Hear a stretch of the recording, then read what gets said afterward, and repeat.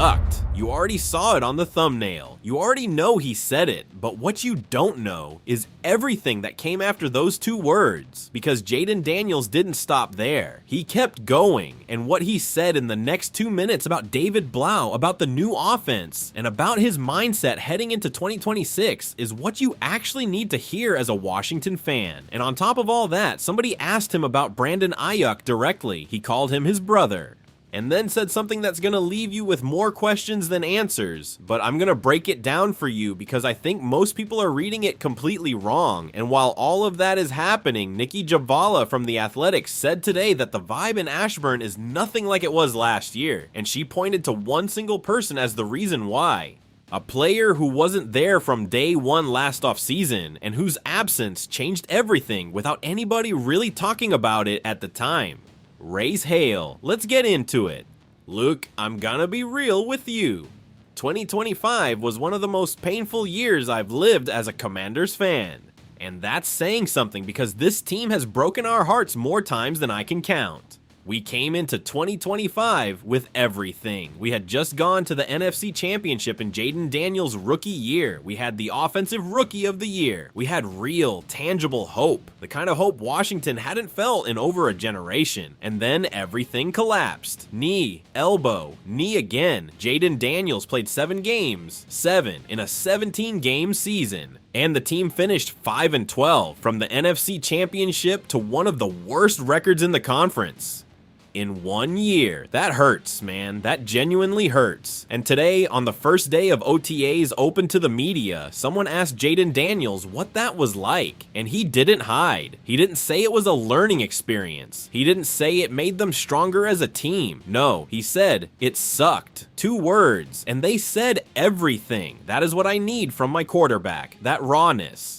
That real pain, because if losing doesn't hurt you, if not being able to play when you love this game as much as this man clearly does, then you're not built to lead. Daniels went further. He said the injuries didn't kill his passion for the game, that they actually left him with a feeling of misery he had never experienced before. And listen to this quote, because it hit me hard, left a bitter taste in my mouth from last year. A bitter taste. And instead of spitting it out and moving on, he used it as fuel. He went into the offseason and worked. Mentally, physically, emotionally, he could control and let go of what he couldn't. Now look at the real numbers from 25. In 7 games, 1,202 yards, 8 touchdowns, interceptions, 2 rushing touchdowns. Project that to 16 games, which is what he should have played if the knee and elbow hadn't said otherwise, and we're talking about nearly 3,000 yards and 16 aerial touchdowns. That is an elite quarterback. That is what the injuries stole from us. And on top of the physical pain, the media noise started. People were saying Cliff Kingsbury had been removed in a way that blindsided Daniels, that he wasn't in the loop.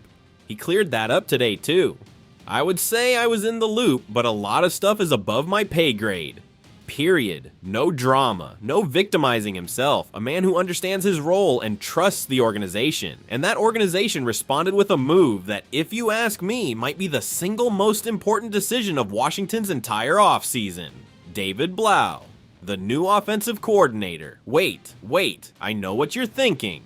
Bro, the new OC is the same guy who was the quarterback's coach last year. Yes, exactly. And that is precisely what makes this perfect. Blau already knows Daniels. He already understands how he thinks, how he learns, what motivates him, what his natural strengths are. There is no adjustment period. There is no translation happening between coordinator and quarterback.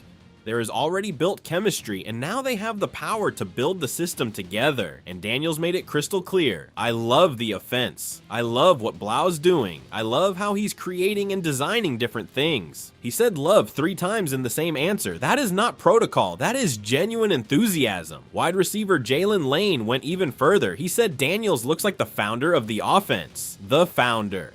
That means this man has the offense so deeply internalized that he doesn't look like an executor. He looks like the architect, and technically, the biggest change is this: more snaps under center. Daniels has lived his career in shotgun and pistol. In his first 2 NFL seasons, he only took 32 snaps under center combined. 32. In 2 years. Now Blau wants that to change dramatically. More play action, more zone running. More options in the running game that open up the deep pass. Why does this matter tactically? Because when a quarterback operates effectively under center in play action, safeties hesitate just a fraction of a second longer. That extra time is the difference between a 15-yard completion and a 50-yard touchdown. And with the legs Daniels has, if you add that element to the passing game, the opposing defense has way too many things to process at once. Dan Quinn saw it himself today.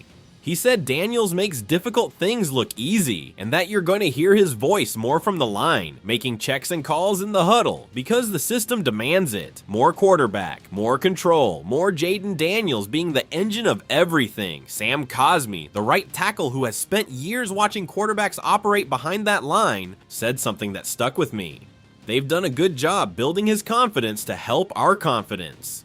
The contagion works both ways. When your quarterback shows up to practice owning the system, the guys around him relax, they focus, they play better. Listen, this man was in a dark place last year. He was operated on, rehabbed, watched from the outside as his team sank.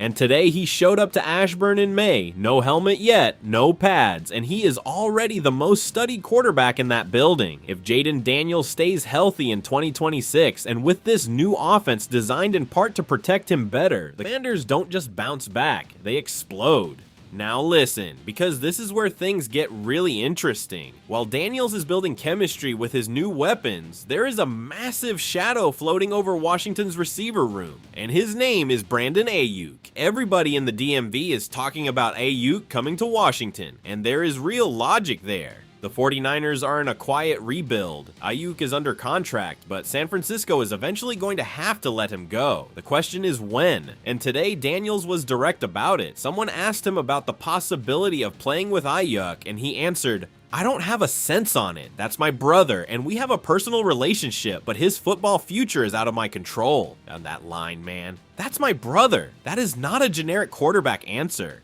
That is a real relationship talking. Daniels cannot call Adam Peters and tell him what to do, but the fact that there is that personal connection between the two of them, that they call each other brothers, is exactly the kind of intangible that can accelerate on-field chemistry the moment it happens. And if it does happen, think about it. Blah with a creative and expansive system. Daniels under center creating play action. Terry McLaurin as the WR1 dominating from the slot outward. And Ayuk on the other side. After years of being Kyle Shanahan's secret weapon in the same style of zone and play action offense. That is not a football team. That is a nightmare for defensive coordinators across the NFC. But let's keep it a buck. While Ayuk is not signed, while the 49ers haven't cut him or reached a deal, Washington has a real hole at wide receiver too.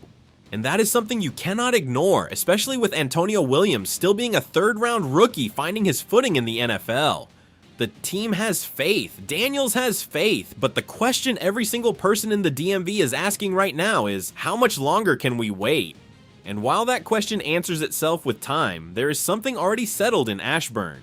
Something that doesn't need a trade, doesn't need free agency, doesn't need any front office move whatsoever. Nikki Jabvala of The Athletic, who was the first to report that the vibes were completely off last summer, said something today that made me smile. She said the atmosphere in Ashburn feels totally different, and there is one primary reason for that: Terry McLaurin. Last offseason, McLaurin arrived late to OTAs because of his contract standoff. And that, what seemed like a minor detail at the time, shifted the entire dynamic of the receiver room. The young guys didn't have their anchor. The energy wasn't the same, and you could feel it on the field. This year is different. McLaurin is there from day one, working, leading, pulling the younger receivers toward a higher level just through his presence and his work ethic alone. We already saw it with Dyami Brown back in 2024.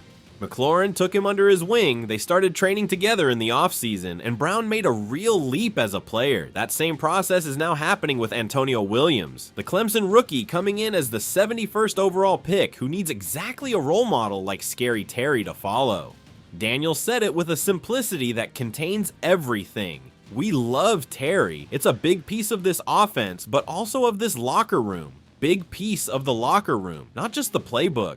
The locker room. That is a real leader. And look at where McLaurin is in his career right now. He has a point to prove. The conversations about his future beyond the 2026 season already exist. There are murmurs. And when a competitor at his level feels that pressure, he doesn't shrink. he rises. If Jayden Daniels stays healthy, if Blau builds the offense he is promising, and if Terry McLaurin is in full "I'm going to silence everybody" mode, fam, those three things together are all I need to believe in this team in 2026. The vibe in Ashburn is different. The quarterback is hungry, the leader is locked in, and the offense is being designed from the inside out. Raise hail, Washington. The comeback starts right now. And you right here since the beginning, who lived through 2025 with us and never went anywhere, tell me down below, do you believe Jayden Daniels can stay healthy all season and take us back to where we belong? Because I believe it, but I want to hear from you. Drop your like if you're riding with JD5 on this comeback. And if you're not subscribed yet, what are you waiting for, fam? This is just getting started.